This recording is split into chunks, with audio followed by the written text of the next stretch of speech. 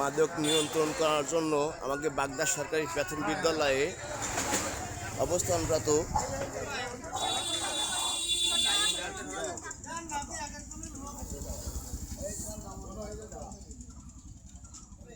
মাদক মুক্ত করতে চাচ্ছে। যারা দোকানপাটে বা চায়ের দোকানে বা বিভিন্ন জায়গায় আছেন, আমি সবাইকে অনুরোধ করবো আমাদের এই কর্মসূচিতে সামিল হওয়ার জন্য। ইতিমধ্যে আমরা দেখতে পাচ্ছি দীর্ঘ একটা সারি।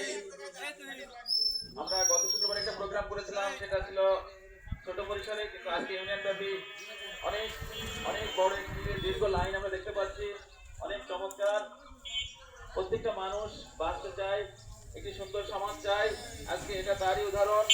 আমরা সাধারণ মানুষ একটি সুন্দর সমাজ কামনা করি, কিন্তু আমরা ঐক্যবদ্ধ নই, যে কারণে আজকে যারা এই মাদক সমাজে ছড়িয়ে দিচ্ছে তাদের সংখ্যা কিন্তু অতি সীমিত।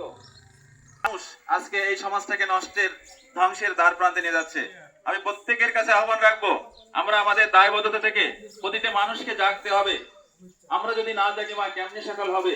কাজী নজরুল ইসলামের সেই কবিতাটি, এই সমাজের প্রতিটা মানুষ যদি জেগে যায় একদিন সকাল হবে, একদিন সব অন্ধকার দূর হবে।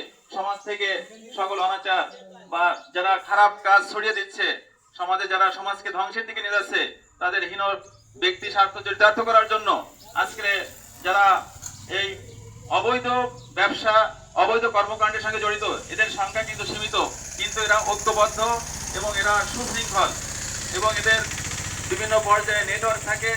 আর আমরা যারা সাধারণ মানুষ, আমরা সংখ্যায় বেশি হলেও আমাদের ঐক্য নাই, আমাদের শৃঙ্খলা নাই।